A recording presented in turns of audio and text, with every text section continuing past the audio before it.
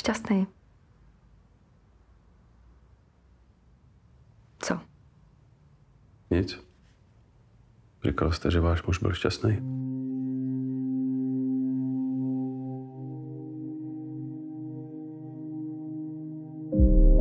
Byl to nejlepší veterinář, jakýho jsem kdy u zvířat měla. I když byl kůň ostrý, tak si k němu našel cestu.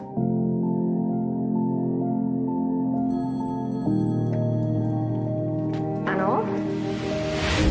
Výrazné poškození řečového centra.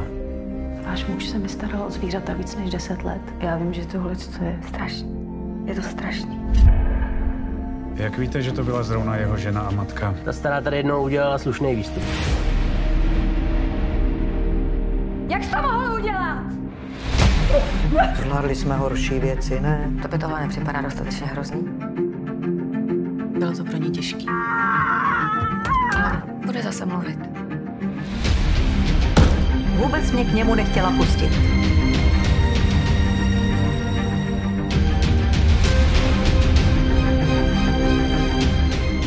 Mně jsem měla pocit, že už to tak trochu vzdala. Cítila jsem, že ho začala nenávidět. Pana Hrubého prokazatelně někdo zabil.